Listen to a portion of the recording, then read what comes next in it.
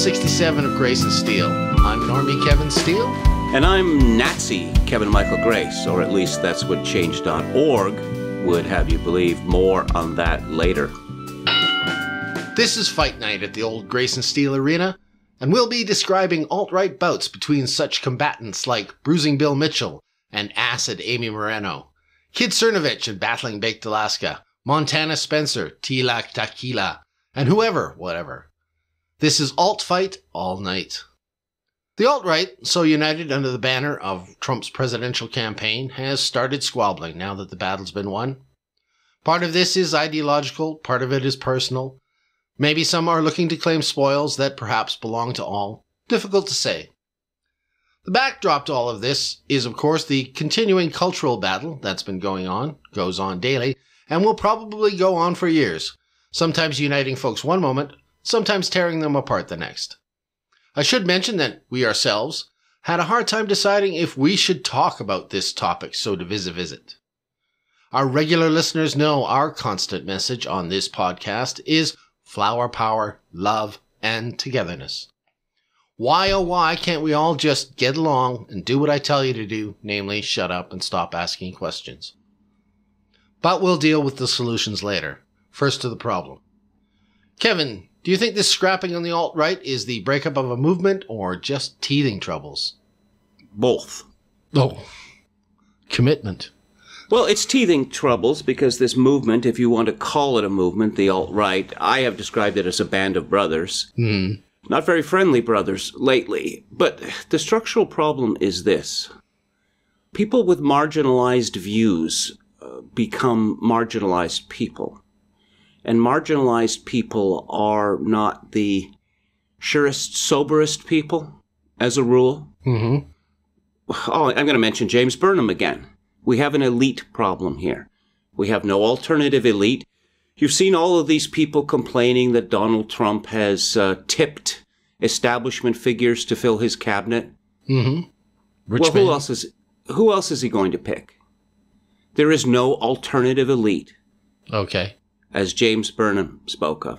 There is no alternative intellectual elite that has been allowed to exist in the West, and thus those people who oppose the elite are by their nature marginalized. Now, marginalized movements attract a lot of strange people. Yours truly, for instance, yes. I mean, I have a lot of experience in this. Because I became a marginalized about 15, 20 years ago. And I've had dealings with a lot of these people. And I suppose another thing is that these little movements, these little groupings, they tend to attract people who are attracted themselves to drama. They like gossip, they like fights, they like backstabbing. They're always starting purity spirals and the like. Okay. But don't these fights, aren't they productive in one way? The same way that, a forum, ideas can be tested out in a forum and rigorously refuted. Don't these fights also sort of make a movement leaner, meaner in a way? People have to defend themselves. It's too personal. Oh, okay. It's been too personal. There's another thing going on that you see with the deplorable, that it would appear that there are a number of people on the alt-right who are seeking to become the William F. Buckley of that movement, or even the Kevin Trudeau, if you recall that huckster. Oh, okay. The Kevin Trudeau. Okay. Now, the final thing that I will add is that it is famously said that victory has 1,000 fathers while defeat is an orphan. In the wake of Trump's victory, we see several dozen people claiming sole paternity of it. Well, I don't know. It's not so much sole paternity. I mean, there's been the purity spirals have been more like it. I don't recall either. In the big fight that I remember starting it was the Mike Cernovich Baked Alaska thing, and they weren't really claiming leadership of the movement. They were more like... Oh, no, there was... if you read Cernovich's piece in which he defended himself, there was this long, involved quarrel about Baked Alaska working for Mike Cernovich and him supposedly taking credit for things that he hadn't done and not doing the work that he was supposed to, as well as making Cernovich supposedly look bad. Mm-hmm. I have to admit that I don't think that I'd known who Baked Alaska was until this controversy had come up. I had certainly known of Mike Cernovich, and I had retweeted his tweets dozens of times. Mm-hmm. Now, he is attempting to make something out of this financially. Right. This is he's received criticism for that. In fact, that's a lot of the Baked Alaska's supporters had accused him of just using this to make a buck. That was one of the main criticisms they were throwing back at him. And it was a high risk strategy if that was the case. I don't know if there was a strategy at all. You know, it was a criticism, right? No, but if your business model is based on Trump being elected president, and you set out a year ago or so to make this your business model, as I say, a pretty high risk strategy. Mm-hmm. Okay. So you're doubting that accusation? Look, I'll just say that I don't really have any objection to people making money out of this. Mm-hmm. That's how you know when something is successful, when people seek to make money out of it. Right. But the problem is when making money out of it becomes the sole criterion. Yeah, okay. Well, anybody who makes money out of it can always be accused of that. I mean, we've been in, both you and I, when we worked for the Alberta Report, same magazine, it actually wanted to turn itself into a foundation where people... don't remind me. Well, don't remind me. We get accused of, just in it for the money, right? Not in it for the so movement. I'm in a good mood, and you bring up that horror. Well, this, for a lot of people, this infighting is horror. They did not expect it. They're scratching their heads. They don't know what side to take. They see this happening in front of them, and it's a commonplace that people who go into politics are egocentrics or even egomaniacs. They never stop to consider, obviously, that people who mouth off on Twitter several hundred tweets a day, which is quite common for a lot of these people, are egocentrics or egomaniacs. Okay.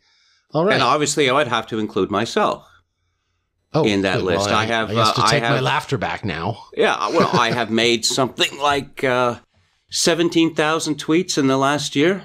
Okay. Dedicated to getting on the list, but we'll get back to that later. We have to make a distinction between the alt-right and various political organizations, starting first with the Trump administration. Mm. The goal of the Trump administration is to make America great again. It is not to validate the feelings of people on the alt-right. All right, so they shouldn't be looking to Trump for validation. They should be looking to it for some policies. I mean, even Bannon said that, he was looking to the alt-right to hold the administration's feet to the fire if they want. No, exactly. Yeah. That's what it should do. Now, you brought up Alberta Report. I'll say a little bit about that. Alberta Report was central to the creation of the Reform Party. In Canada. In Canada. The Reform Party and later the Canadian Alliance would not have existed without Alberta Report. What happened, however, was that the Reform Party put the cart before the horse. That it believed, and I know this from the inside, that it was our duty to support the Reform Party and later the Canadian Alliance in whatever it did. And that was not, in fact, our duty. As a magazine. Yes, and I came across this in talk radio as well. Why are you asking tough questions of us? It's your duty to get in line. No, it's not our duty to get in line. You work your side of the street and we'll work ours.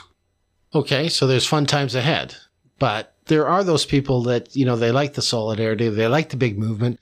They enjoyed the fight, for Trump's presidential election. That was great. It's like wartime. Everybody came together. Why can't we go back to that? Well, we were at war. We don't want to go back to war, I don't know that everyone came together in war, but that's a subject for another podcast. I'm using, but I'm just saying that this is what they like, that grand purpose, right? You know, the Band of Brothers, they liked that before the Band of Brothers started squabbling and challenging each other to duels and things like that, you know? So, I mean, there's another aspect to this as well, which was that Bill Mitchell business, right? You know. I thought we'd start with the earlier event, which was the fuss over the Romans saluting at Richard Spencer's NPI conference. Mm-hmm. And I have to say I haven't taken all that much interest in Richard Spencer. In fact, I tweeted a few weeks ago, I have little interest in Richard Spencer and his gay-positive neo-paganism. All right. Which is pretty much my position. Now, there have been some very good things that have been printed under the NPI aegis. But Spencer seems to be an empire builder, perhaps literally. I mean, it's been joked, I don't know who invented this joke, it could have been me, that Spencer's goal seems to be reconstituting the Holy Roman Empire with him as Caesar. Oh, okay. So the Roman salute makes a lot of sense then, folks. You shouldn't be criticized for it. Okay. Now, my own view is that if you want to get a bunch of your friends together to have a good time and to celebrate something in rollicking fashion, and if these people are not part of the elite, best not to invite the media to document it. Yeah, there's that. So these people, they were already high on Red Bull or whatever, and then they got all liquored up, and then a bunch of them thought that it would be very amusing to give the Roman salute. And Spencer himself gave a bizarre speech, Hail Victory, translation, Sieg Heil, where, he sounded demented. And I don't know what this guy is thinking. I mean, it would appear, I don't know that it would appear. Let's say that some people have made the accusation that he is like Milo Greek name, in that he has made himself a sacred monster. That, Richard Spencer invented the AltRight. Mm-hmm. Oh, did he now? Did he now? But, okay, so this AltRight thing, the media needs a leader, and who's the leader? Well, that would be Richard Spencer, and that translates to a great deal of publicity for him, and perhaps money. I don't know where NPI gets his money. I don't know where Richard Spencer gets his money. Milo Greek name, I kind of think he's the Andrew Sullivan of the alt-right, with a secret ingredient, intersectionality. Yeah, he did confound a lot of people that way. I mean, that was the benefit that he brought to the alt-right. Okay, besides being homosexual, he's also a Cypriot or a Greek, I forget which, and Jewish. Okay. So it's like, whoa, you can't attack me for being a hater because look at all of the oppressed groups that I'm a member of. Mm-hmm. And I never liked this act when Ezra Levant was doing it back in the 90s, and I don't like it now. Again, Milo seems to be an amusing fellow, and he's written some good things for Breitbart. But I don't see him as any kind. And I have to salute his courage in speaking at places where he is likely facing violence. But I don't see him as the leader of anything. Yeah. Well, I don't think Richard Spencer was the leader of anything. I remember when that thread popped up on NPC, Richard Spencer is not the leader of the alt-right. And at that point, I was like, who? Okay, so guess what, folks? That's how clueless I am to this whole alt-right stuff, right? And have been. If you think I've been on the inside, I haven't. I'm way on the outside here. Well, you just lost us a lot of listeners. You're talking about NPC. Yeah. That they talked about what happened at a previous concert where this Congress, where this radical homosexualist Jack Donovan was invited, and then someone who criticized this was disinvited. Oh, yeah, okay. And, of course, too, if you know anything about the history the alt-right's pretty gay, eh? Yeah, if you know anything about the history of Nazism, the very strong component in it. I mean, if you want to, you can watch Visconti's film The Damned. Do you want to know more? No, I know a little bit about that film, but yeah, I just was remarking on the gayness of this supposed alt-right. There was this diagram that appeared. I've actually seen 3 or 4 of them on Twitter kind of fly by.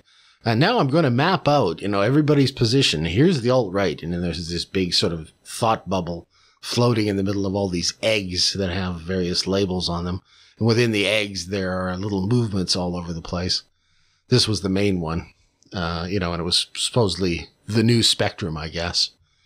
And, of course, we weren't on it because, we're not important enough for that kind of thing. But the MPC was... Oh, we're getting there. We're getting there. That's right. We made the Nazi list. Or you did. Yeah. Anyways, yeah. So, and then there was another one appeared. I mean, everybody's trying to sort of use these visual aids to describe where everybody now sits politically. And I don't know. I kind of thought it was a lot more fluid than that. But I guess if they want to break this whole thing into factions, that's the way to do it. I mean, if you need a map, I don't know. I mean, the map wasn't particularly helpful for me other than it did put Trump outside of the alt-right and it put Milo outside of the alt-right. And that's about all I got out of it, so.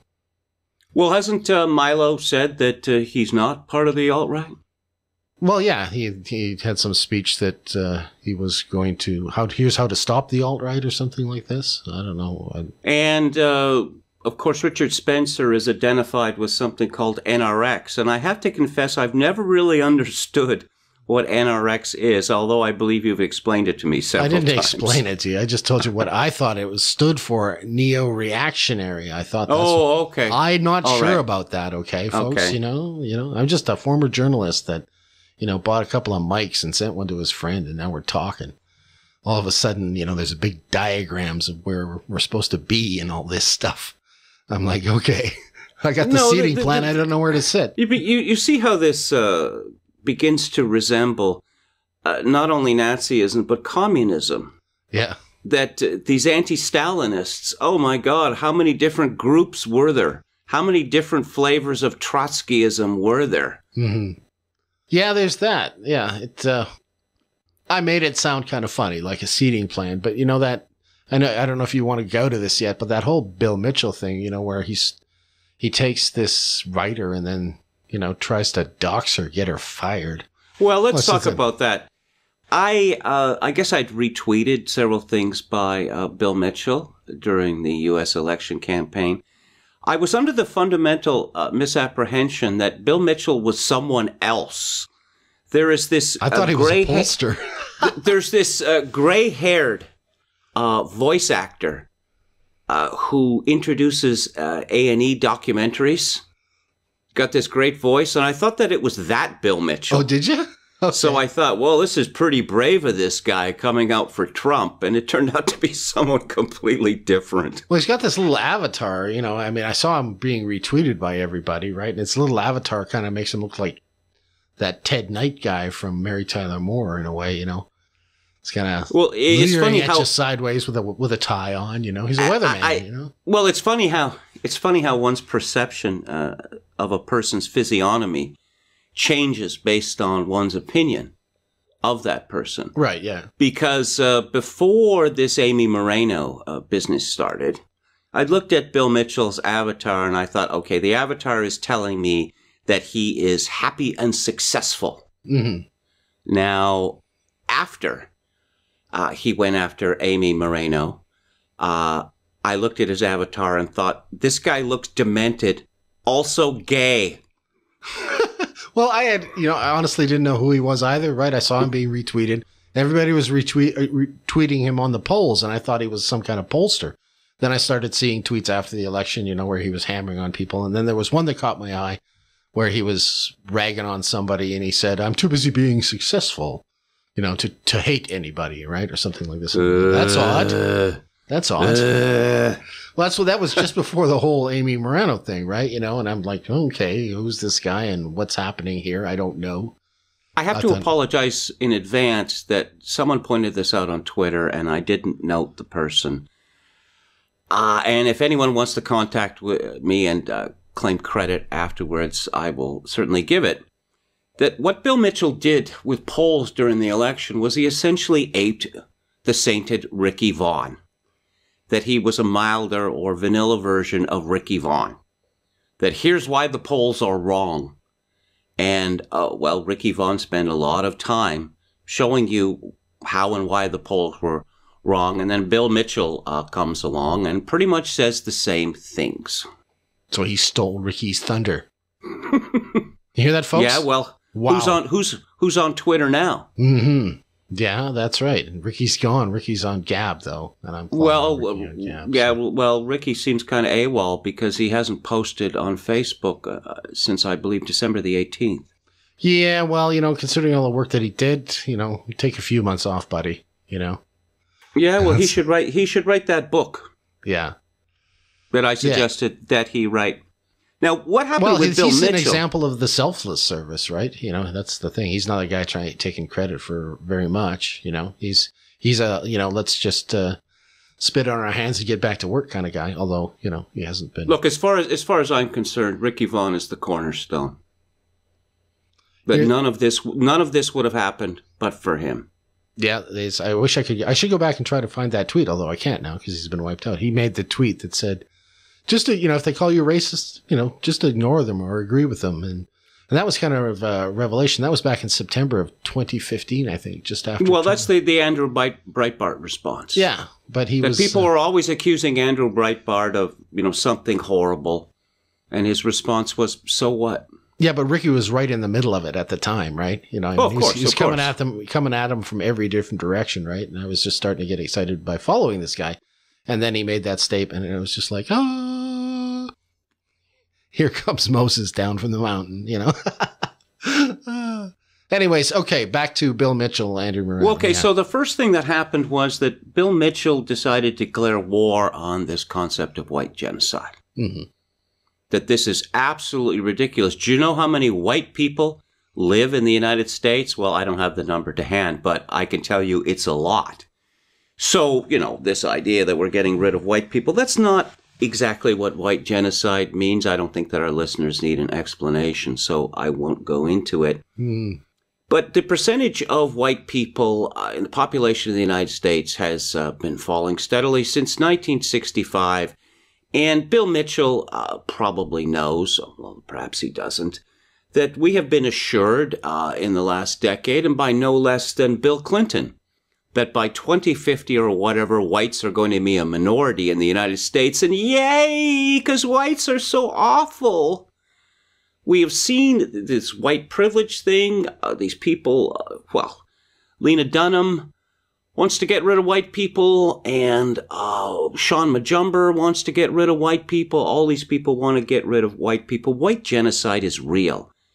Now, this is the position taken by Ann Coulter, and I suppose Bill Mitchell has decided that Ann Coulter is simply too edgy for Bill Mitchell's brand. Now, Ann Coulter's made a rather successful brand herself. Of course, she was very successful long before Trump showed up on the scene. Mm. And I think that she was instrumental in his victory because Trump read her book, her latest book. Right. And he took a lot from it. So then there was this woman named Amy Marino who is a big Trump supporter. And Mitchell started telling her that she was hanging out with the wrong crowd. Jared Wyand, who's another person who I had retweeted many times on Twitter. This woman, and we'll get to her later, Loretta the Prole, mom and lawyer, she said, look, I didn't agree with everything that Jared Wyand said, and that's my position. Look, I don't expect to agree with everyone on everything. That's insane. No, that was Amy. That was Morano, not Loretta, wasn't it? No, but she said that of Jared Wyand. Oh, I see. But no, this of Bill Mitchell. Oh, this Jared Wyand, he's a bad guy. You got to get away from this. And what happened is that Mitchell sent her a bunch of text messages, putting her on notice, and she didn't accept the warnings, and so then he leaned on her boss. And she worked at Truth Feed. Truth Feed, yeah, that's, Amy, right. He leaned on her boss, and then word of this got out, and there was an enormous reaction against it, and then he made this sickening video, about 15 minutes long, justifying himself, that he was reaching out to Amy as a friend. He kept using this word friend. And then he leaned on her boss. Now, that's not what friends do, and I'm afraid I had a personal reaction to this, because I went through a similar thing back in the year 2000 when Canada's leading free speech activist, Ezra Levant, engaged in a conspiracy, and I don't use that word lightly, in order to destroy me. Yeah, you have described that, and that is the reason you reacted to this. You don't like that, as you said to me on the phone that day. I do not like this sort of thing at all. And I think that was the thing that sort of twigged me to it. This is SJW behavior, right? Hold it, you're not going to take my friendly advice? Well, let me demonstrate to you what'll happen by, me getting you fired. Well, okay, that's the kind of doxing that, everybody was afraid of. That's why half the trolls, half the people on Twitter are anonymous, right? So well, more than half. Okay. I mean, the people who, if we want to look at the people on the list, there's not very many people who use their real names. Right, yeah. But then Mitchell, he started attacking the alt-right directly, saying that Trump had disavowed the alt-right. And I'm sticking with this great term, America First. Now, as many people pointed out, not least me, Bill Mitchell, I guess he doesn't know very much, because there was an actual movement in America called America First. And its leader was the great American hero, Charles Lindbergh. And Charles Lindbergh's reputation never recovered from this, because Lindbergh did not want the United States to join World War II. And for his pains, he was traduced as, wait for it, a Nazi. Yeah, so there's the ironing here. And irony. I would not be surprised that soon Bill Mitchell drops the America First phrase, explaining that it's not very inclusive, is it? And it is thus problematic, as the kids like to say. Yeah, there is a problem of going down that road, And then the final step was that Bill Mitchell... Yeah, this was funny. ...attacked Pepe. He attacked Pepe. And what was it Ramsey Paul said? The future does not belong to those who mock Pepe. Yeah. And this was a step too far, and Bill Mitchell scrambled back madly. He had a pinned tweet saying, "Hey, I'm sorry. I'm sorry I attacked your cartoon frog. I'm an old man. I'm confused. These crazy kids with their crazy frogs. I didn't get it. Come on." Oh, man. Yeah. I guess 2017 is going to be as good a year as 2016. It's just going to come from different sources this time, probably. Now, the last thing, I suppose, is this Cernovich business. And it is, again, it's been pointed out by many people that Mitchell and Cernovich seem to be reading from a script. Mm-hmm. Oh, yeah, right. Mm-hmm. In their attacks on the reprehensible members of the alt-right. Well, this is ironic because Hillary Clinton famously called Trump supporters a basket of deplorables. And guess what? This term deplorables was taken to heart by the people who were attacked as such. And now we have these great authorities like Mike Cernovich and Bill Mitchell telling us that, this is reprehensible. Well, I won't use that word deplorable because deplorable is a good thing, but essentially it means the same thing. Yeah. Yeah. Does it stop? Does it end? I mean, today we are recording this on the night of the 4th, and there's been this attack that's all over the internet of these 4 black youths that went after this autistic white guy, filmed it, put it on Facebook, and everybody seems to be uniting on that. I saw Baked Alaska and Mike Cernovich tweeting on the same thing. I think we should wait to discuss that particular thing. Well, I didn't want to discuss that particular thing. No. We're going to talk about it. But wait a minute, because it is very significant that story broke today. In terms of our peg here? Well, yes, exactly. Because Bill Mitchell has been saying, I don't see color. Our hearts are all the same color. Oh, I see where you're going. Shut up. Yes. If I use the right language, if I'm anti-racist, and I'm anti-hate, then all of these people who hate me, they won't hate me anymore. There's a word for this, and it's called cockservatism. Yeah, I don't think we should wait. We probably should dive into that right now. No, but I thought that we would talk about the list first, and then talk about, because they're related. All right. Okay, well, you relate them then, because I would have gone the other way, but let's go with yours. You're on a roll. Fire away. Well, change.org, which is a for-profit organization which seeks to move the culture in the proper direction, which is, of course, ever leftist. It hosts petitions. And there was a petition that appeared, it was today or yesterday, I'm not sure exactly. If it was yesterday, it was late. 500 Nazi scalps petitioning Twitter and Square CEO Jack Dorsey. Dear Twitter, short version, you have a Nazi problem. We have a Nazi solution. We've gathered the top 500 Nazi and white supremacist accounts on Twitter. We listed them. We'd like them gone. We'll be checking in weekly to see the progress to goal. You started kicking Nazis off Twitter. It's your policy and it's a good idea. Profiting off high engagement users is a bad look when they're Nazis. We're here to make sure you finish what you started. As you know, Twitter is brimming with active Nazis who use your platform as a tool to recruit members, spread hate, and harass other users. In the past several years, this problem has turned from a disturbing joke into a more disturbing reality. Racists and neo-Nazis have consciously used issue coalitions to spread hate, recruit new members, undermine basic values of decency and honesty, and actively hound folks who would counter their message. Refreshingly, you've started to act on these problems. Your ban on Tila Tequila, for example, demonstrated that you're devoted to expunging open Nazis from your platform. Since you've added a policy against hate speech, folks, again folks, who openly call for genocide and racism have been put on notice.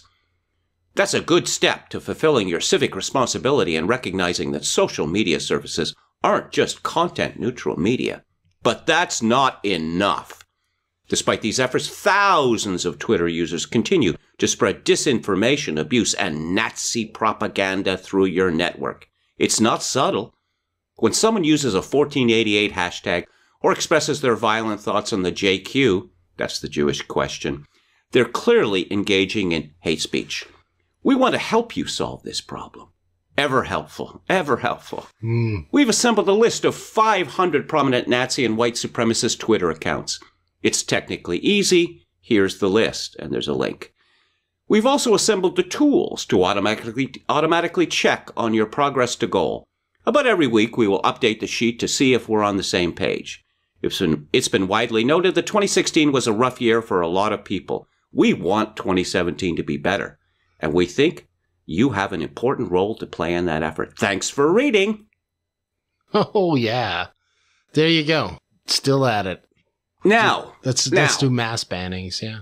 So, there was a list of 500 top Nazis. 499, as I pointed out. Well, we'll get to that. So, I think let's look at the list. Yeah, let's look at the list, okay? And rather to my surprise, I find that I came in at 106. Now, tell me when I'm supposed to say something. Okay, explain why it's not 106. It's 105 because there's only 499 on the list because they started at 2. Anyways, they started. Well, yeah, they don't know how to how to set up a spreadsheet that they put their headings in at number 1 on the list. Yeah. Number 1 on the list is, well, my good friends at VDare. And VDare, I'm an occasional contributor to. I'd have to say that a large part of the list, I think, came from VDare, that they simply went through the list of contributors and found everyone with a Twitter account. But I have to make a pro forma declaration. I am not a Nazi and have never been a Nazi. I am, in fact, an anti-Nazi. And amusingly, a few weeks ago, I got into it on Twitter with a bunch of Hitler supporters who accused me, increasingly darkly, of not seeing the light about galactic genius Adolf Hitler. And it ended, to my great amusement, with me being accused of being a crypto Jew. You've had quite a month. Yes. And anyone who's familiar with my work knows that I am not a Holocaust denier. I have publicly subscribed to Raoul Hilberg's 5.1 million figure. I have no sympathy for Hitler or Nazism, any aspect of it, and I have made clear this in my writing, for nigh on 20 years or so. But here I find myself listed as a Nazi and or white supremacist. I am not a white supremacist. I've never been exactly sure what that means exactly, but I am not one, whatever that means. But here I come in at 106, or as you would have it, 105 on the list. Now, thanks for making that well, funny my reaction was that, after years in the wilderness, success. Now, it would be churlish to note that I am an anti-Nazi. Years ago, this would have hurt my feelings. But today, I take recognition where I find it. Mm-hmm. And I could see, sorry to interrupt, I'll just say this quickly. I could see that a lot of people were disappointed at not being on the list. And this became a meme itself on Twitter. Yeah, well, that was interesting because somebody else had noted that the term racist as a slur has lost all power. So now they were using Nazi. I don't know if I had noted it in an earlier program, but I should have, that for a time there after the election, white supremacist was the slur, but it didn't seem to have the impact. And now they've gone to Nazi, full Nazi everywhere. Yeah, and how successful was that when used against Donald Trump? Yes, well, where else are they going to go? We've gone full Nazi. You've gone Hitler. I mean, you're going to go demonic? What? I think they even went there. They just got nowhere to go with this, right? No, nothing's landing, and I don't think this landed particularly hard. I guess if Jack Dorsey decides to start slashing Twitter accounts, they can claim some scalps. But I have a feeling. I guess they already have a scalp, Tila Tequila. Oh, but she wasn't on the who list. Is associated? Is she associated with the Spencer camp? Well, she was at that Spencer event. I don't know.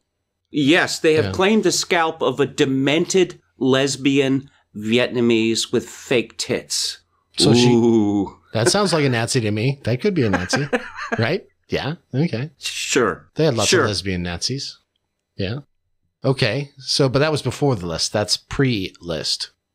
So they had that scalp, and there were all kinds of other people being there is chopped. something John else. Rivers has gone through like about 7 accounts, right? Yeah. This is important and it's significant because when the crackdown started. The big crackdown, with the first Milo Greek name and Ricky Vaughn, and then John Rivers again and again, and all these people. This played havoc with the alt-right infrastructure on Twitter. That there was a pecking order there. That the people at the top would retweet people lower down, who in turn would retweet lower down. And they start banning everyone hither and thither. And it messed us up in a big way. Sure. Yeah, it was communications. A lot of people were using Twitter. They were using their feeds like they use Drudge. I mean, you have too many followers to actually do that, but that's how I use my feed. That's why I don't follow a lot of people. I would like to follow a lot more people, but then my feed would become useless. So I keep it down and I can turn that on and kind of use it as a news update thing, right? That's why I like it. And I think that's what they disturbed when they took Ricky Vaughn out of the equation, and a few others, right? They were feeding stories out to everybody. Oh, sure. Sure. I mean, I consider myself to be a moderate person. You know, I'm an old man. I've been through a lot in terms of ideology. I've become increasingly suspicious of ideology. These people carry on about white homelands, and I think, how exactly would that happen? Mm-hmm. Yeah. That's one example. It doesn't seem practical, apart from any other considerations. But there are a lot of people like me who are on the list who could not conceivably consider Nazis, who don't even make 1488 jokes or anything like that, who don't tweet people, their memes with Waffen-SS helmets, that sort of thing. I think it was anybody, to me, this is my big guess here, because this would just be consistent with everything else. Anybody who has a following that is anti-immigration, those are the people they went after. They're using the same things that they've always used to try to shut down the immigration debate. They're doing it. It's not just immigration, it's HBD. That's a strong component of the list. Human biodiversity and IQ. Oh, okay. But does that have a practical effect for the policy in the immediate future? No, immigration does. That's the argument they want shut down now. No, it does. It does really have a practical implication for Trump policy, because there's the question of whether trillions will continue to be spent fruitlessly in the attempt to raise black IQ or to raise black educational achievement beyond its natural limit. Yeah, I don't recall him speaking a lot about that during the election. I do recall him speaking about the immigration issue. So in terms of what is actually going to happen in the first term or 100 days, I would say that this immigration issue is the one that they're trying to shut down. If you're looking at a juicy target to cut, the Department of Education is right near the top. Well, I'm all for that, but in terms of what they're trying to affect with this list, I think they are trying to shut down the immigration debate now. That's all. Now, this woman, Loretta the Prole, or Loretta Maliki, she was very upset by being put on this list. And I understand her being upset, because when this business with Ezra Levant hit me back in the year 2000, I was very upset as well. But there's only so many times you can be called a Nazi when you're clearly not a Nazi, when you're in fact an anti-Nazi. It loses its sting. The charge loses its sting. What we've seen with the list is this. Well, what it did is that it created a feeling of solidarity. And you saw that a whole bunch of people said that, oh, no, well, this is a great list. We should follow everyone on the list. Yeah. Now, it's early days yet, but my number of followers has risen about 20-25 since this list came out. Now, as the list percolates, through society, it may be that I and other people on the list will suffer in terms of followers. Of course, Bill Mitchell has already suffered much more than that because of the reaction against him. But getting back to this BLM kidnapping, this was extraordinary, the way that it happened. That a bunch of black kids kidnap this white kid who is mentally handicapped, and they torture him, shouting obscenity, make him shout things against Trump and obscenities against Trump and white people. And so the reaction was immediate. Oh, I see. There's a bunch of Twitter Nazis who are a huge threat. Meanwhile, this horror is going on and no one is talking about it. If you look at the Louisville case, very few people in the media talked about that. If you look at the Central Park jogger case, the media simply decided to lie about it again and again. And I'll have you link to Nicholas Sticks's reporting on this, that there is a huge problem with feral black youths in the cities of the United States. But no, let's concentrate on so-called Twitter Nazis. Yeah, okay, so unify the two now, the list and this story of this kidnapping. Now, we know that they blocked the hashtag BLM kidnapping. Were you going to bring it around to some kind of unifying event, as I had earlier said? It seemed to. Well, it unifies the alt-right, and it also puts pressure on people like Bill Mitchell. The media described these feral youths and as, I'm not kidding, Democrats. Oh, Democrats. It wasn't the media. It was the people on Twitter. The conservatives were using Democrats and liberals. Yeah, they were Democrats and liberals. Yeah. That committed this atrocity or this hate crime.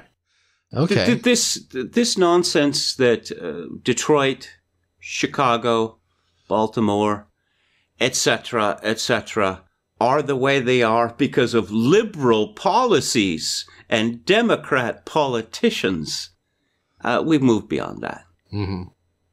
Yeah. As far as this particular group that's being attacked right now, it was a unifying event. I don't know whether it's going to heal anything. I mean, they're going to go back at it. And, I guess the conservatives are just going to define themselves by calling it liberals and Democrats. We're back to the Dems are the real racists, right? Identifiers. Oh, the Dems are always the real racists. Mm-hmm. Yeah. But that attack, it has no staying power. It doesn't hurt the Democrats then, and it doesn't hurt them now. Mm-hmm. Because only white people can be racists. Everyone knows that.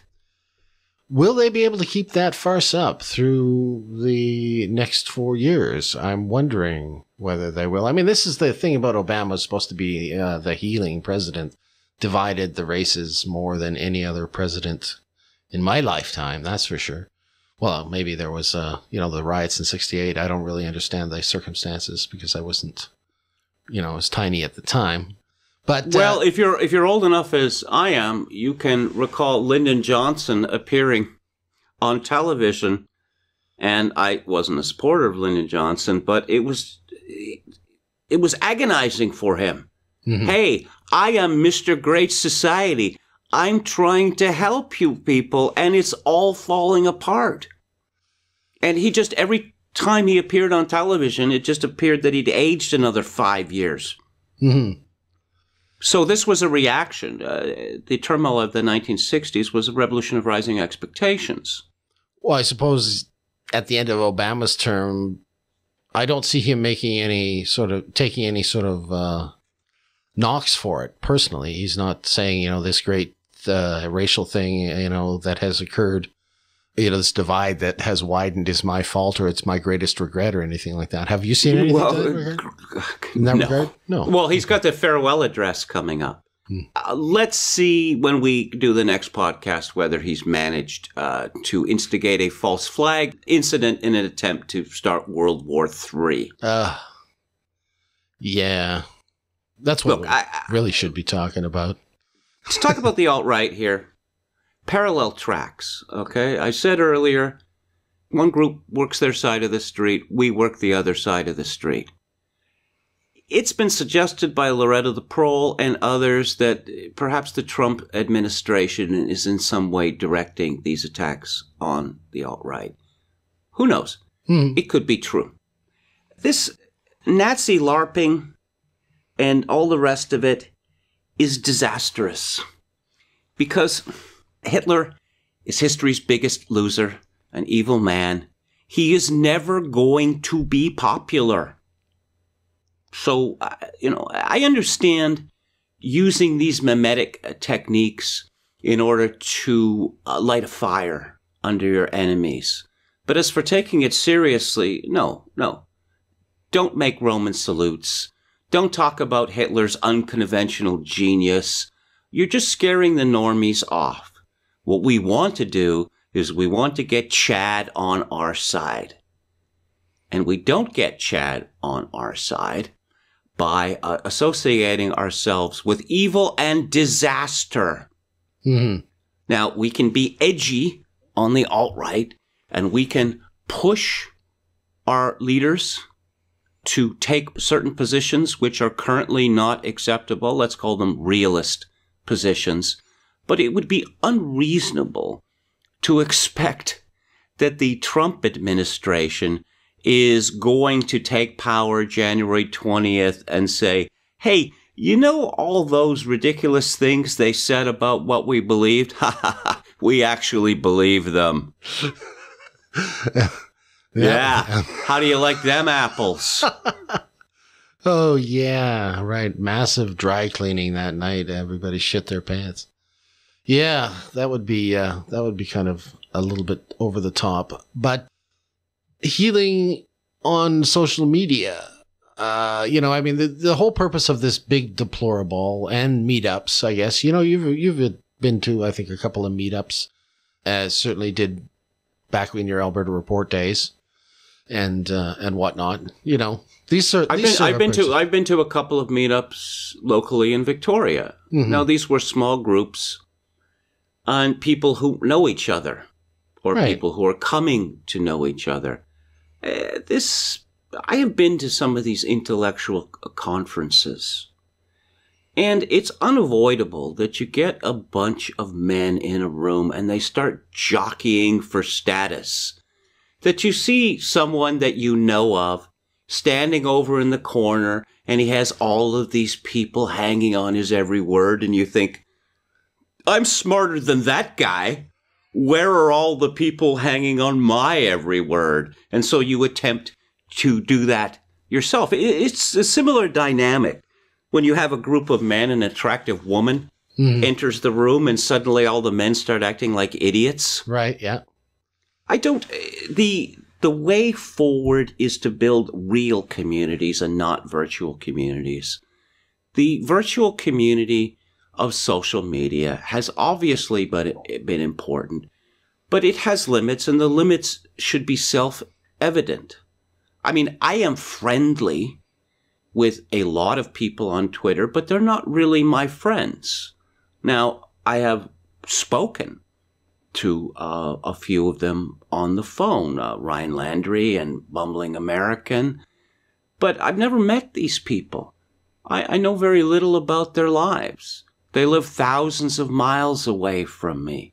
What kind of community is that? Mm-hmm. So you're encouraging meetups, but on a local level kind of thing. I'm encouraging organic growth. Mm-hmm. Okay. Everyone has people that they meet in their daily lives. And if you're reasonable, you can push the narrative in a certain direction. You can shift the Overton window one person at a time on the principle of my friend or my family member. He seems to be well informed. He doesn't seem crazy, and he says these things, and, well, I don't know, maybe they make a lot of sense. Well, if I take into account what you said last week, which was that the millennials are not properly socialized, this doesn't bode well for the future. And, a lot of people, you'll read their sort of origin stories or how they came to the alt-right. You've talked to people about this, they wander around in the wilderness and then they hit on something online and discover, like many groups, I suppose, there are people out there that think like I do, and here they are. So these are my friends now. And boy, wouldn't it be great that we have a meetup, That is a huge problem with social media, that it's encouragement of alternative communities. I mean, furries and such people. Mm-hmm. Yeah. That they... Bronies. These groups are largely the creation of social media. All of these blue-haired, aspiring transsexual, angry youths, the fuck you dad types, they go on social media and they make YouTube videos and they get thousands of responses, and they begin to think, no, I'm not clearly demented. I'm part of a community. A recognized minority now, or we are fighting for recognition now. I suppose that is the problem with the alt-right, in a way. I don't mean to make a comparison to the crazies, but, you know, the fact is it did sort of form from all these disparate groups. I mean, you talk about a band of brothers. I kind of like that. I like the fact that people can argue about these things. I don't like that when, you know, people do the doxing thing. That was certainly beyond the pale. You know, I don't mind the vicious fighting because, you know, if you can hack it, you can go out and use it on others, right? You know, so there is a bit of that, what would you call it, survival of the fittest thing going on. As long as you don't get too depressed about it, it's fine, you know. Sometimes your ideas are stupid. Mine certainly can be stupid, have been stupid in the past, and people have shot me down. It sharpens you up, so. Well, absolutely. You know. Absolutely. The ideas of the right are more powerful than those of the left because there is a lot of internal criticism on forums like NPC, which is one of the best for this sort of thing. Yeah, for winnowing down stupid ideas or putting winnowing out stupid ideas. Sorry. Yeah, exactly. So if that happens on Twitter, that's fair enough. It's going to happen. I'll also have to mention this triumphalism of the right. I suppose what's happened is useful because it's a necessary correction to this triumphalism on the right. This is a huge campaign that we're talking about. One, you know, except that there's an economic collapse. And if you want to read about that, then you can read Kunstler's 2017 forecast. But in the absence of an economic collapse, we're talking about a project which is likely to take decades. That we are so far removed from every kind of normality that the election of one man is not going to change everything. I mean, most people on the right for many years have had a fallback position that, oh, dear God, just don't make things worse. Now there's a president of the United States that we can be reasonably certain is not going to make things worse. The question is, how much is he going to make things better? But as I said earlier, this is a huge project, and it is unreasonable and unseemly to expect everything at once. Certainly. This is a childish view. Oh, yeah. I like to think of the James Burnham trajectory, you know, and the people that we're fighting with now on the left, one of those guys could be a James Burnham, you know. Somebody in 70 years hence, you know, made a conversion over to the alt-right 20 years from now and started to write books, and he's foundational to some new movement. And he, you know, there we were wrestling with him back in 2017, right? Well, I would say this. I don't think that there's the much likelihood of many Burnham-like conversions. In fact, if you look at the founders of National Review, most of them were ex-communists. The communists were distinguished by their intellectual seriousness. The New Left and the multicultural left are distinguished by their intellectual childishness. I think where the converts are likely to come to our side are from the libertarians, because there is a intellectual seriousness in libertarianism, as misguided as it is. Yeah, that's true. Okay, but I mean, I wasn't really trying to, you know, draw the comparison in terms of the conversion. I was looking at the length of time, that's all. Just kind of fascinating to think that way, that, you know, James Burnham, he was a communist, right? And he was writing papers for the communists. No, he was one of the senior Trotskyites in the United States. Yeah. So, and there, you know, here we are, 70, 80 years hence, scouring the world for his books, you know, trying to find the managerial revolution, to quote from it. That's an interesting thing. This was brought up on Twitter today that I mentioned his book, The Machiavellians, one which I would have to say more than any other has informed my political outlook. That the book is not in print and you have to pay rather a lot of money to get it. And if any publishers are listening to this, just bring this book out. Otherwise, we're going to become publishers. We're going to do it. Right, Kevin? Put on your gorilla mindset here. We'll do it. Gorilla mindset. Well, no, I'm sorry. I'm too busy. I never read that I'm book, too busy. I'm too busy working on my energy drink. Okay, yeah, all right. Well, no, but isn't that what the alt-right is up to now? Energy drinks? Are there energy bars as well? Yeah. Power sauce. Yeah. Okay, but no, I was seriously thinking about trying to find a copy of the Managerial Revolution and bringing out a Kindle version of it. Seriously, and I'll say that on air. Somebody else better do it, otherwise I'm going to do it because that would be a great project. Just start bringing these things out. This is how intellectual movements are fed, right? Well, I think that the alt-right needs to become more intellectual. Mm-hmm. Now, the shit posting and the memetics are great fun, and they have a great tactical use, but I think that the alt-right needs to become more serious. It's not enough to say, those people are bad. Well, they are bad, and we're going to smite them. Okay, yeah, I'm all in favor of some smiting. What comes next? There is this enormous problem of scale, as Pleasure Man at MPC has pointed out. And the problem of scale is a problem of equal concern, perhaps even more concern than the problem of the takeover of our culture by cultural Marxists. Mm-hmm. Okay, but he is coming out with a book, so he is attempting, I heard anyway, that he is attempting some seriousness here. And a podcast, apparently. Yeah, we'll definitely look forward to that.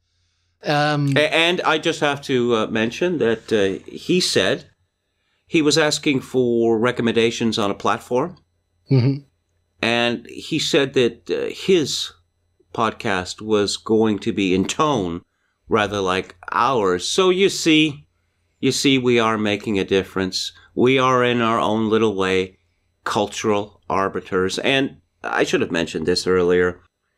But as for my own placing on the list, I suppose I can only say that, first of all, I want to thank the Academy, and you like me. You really like me. No, they hate you. They really hate you, is what you're supposed to say. Yeah, it's the same thing. Yeah. Getting near the end of the show here. Is there any other topics you want to break out just before we sign off? We're at our hour just about, so I don't want to encourage people to abuse the principle, but I know that Tom Wolfe was much encouraged by these words of Sigmund Freud, and they bring much encouragement to people who are oppressed, which is many enemies, much honor. There you go. And I just wanted to say thank you, final thank you for people that contributed to our podcast fundraiser. Thank you very much. I am now going to send out a few notes thanking you personally for that. And we won't mention that again because, of course, we do this purely for intellectual pleasure, except when we ask for money. Then, of course, we do it for the money. Okay. I don't know. That sounded rather awkward. It was. I actually didn't know where I was going to go with that because, we were talking about a movement and people doing it for profit. Anyways, that is the end of our show, I believe, episode 67 of Grace and Steel. Thank you so much for listening. I'm Kevin Steele. And I'm Kevin, number 106, Michael Grace.